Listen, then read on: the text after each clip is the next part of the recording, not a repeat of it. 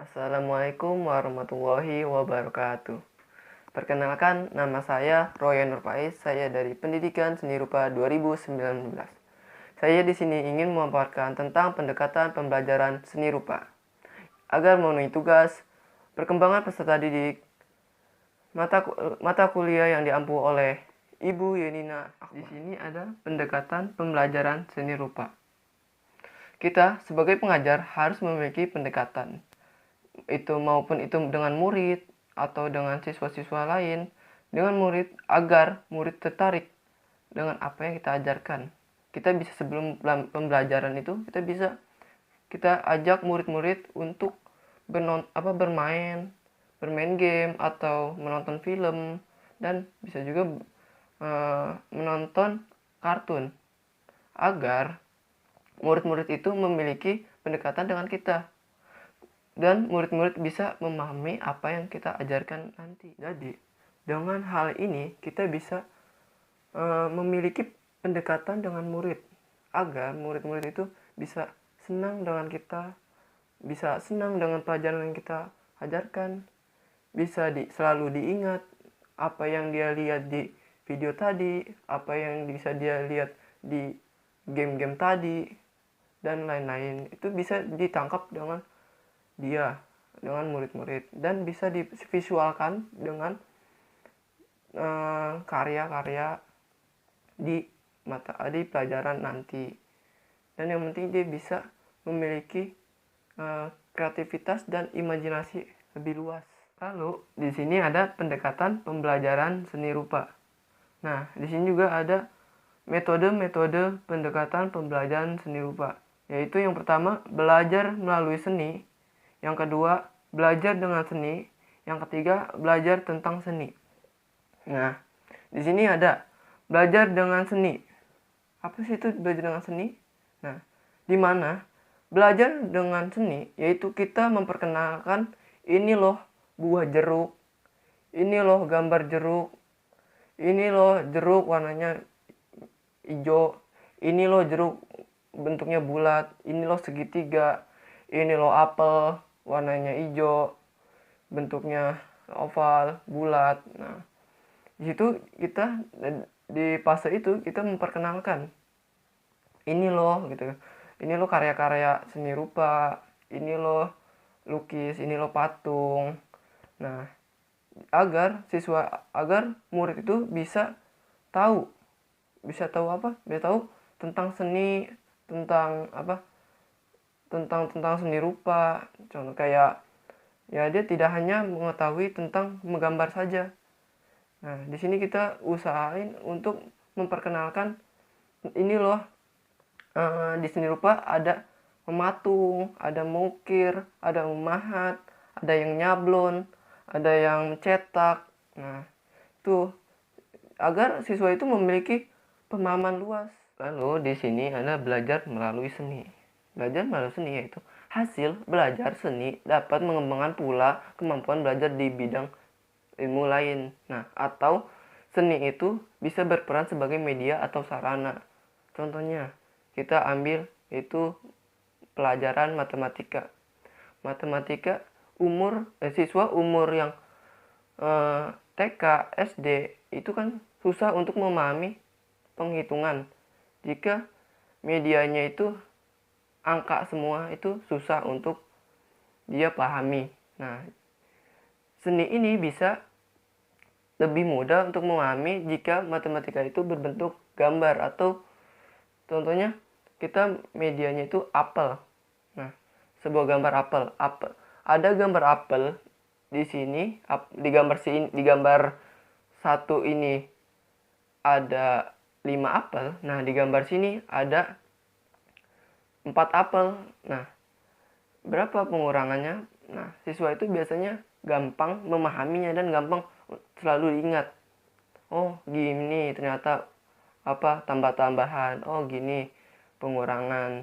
Nah, siswa itu dalam pelajaran matematika, jika mata pelajaran matematika itu berbentuk gambar atau media seni, nah itu cepat memahaminya, cepat diserap dengan siswa. Karena umur siswa segitu masih pemikirannya masih pola bermain. Nah, makanya jika pelajaran yang banyak paragrafnya atau banyak tulisan-tulisan atau bacaan-bacaan yang panjang, itu siswa SD, siswa TK itu susah tertarik pada pelajaran itu, susah memahaminya, susah mengertinya. Nah, disinilah seni ini sebagai media sarana dalam pembelajaran agar siswa itu lebih mengerti. Lalu di sini ada belajar tentang seni. Belajar tentang seni yaitu di mana murid bergelut langsung tentang seni rupa. Maksudnya itu contohnya kayak di teori Mona Brook, yaitu bukunya Mona Brook, Drawing White Children. Nah, itu mengajarkan murid untuk mengenal kosa rupa. Mengenal kosa rupa maksudnya itu kayak bintik, lingkaran, garis lurus, garis lengkung. Murid itu mengenal kosa rupa, barulah langsung dia untuk mencoba membuat kosa rupa. Nah, coba murid itu untuk mengenal kosa rupa. Nah, dia membuat kosa rupa.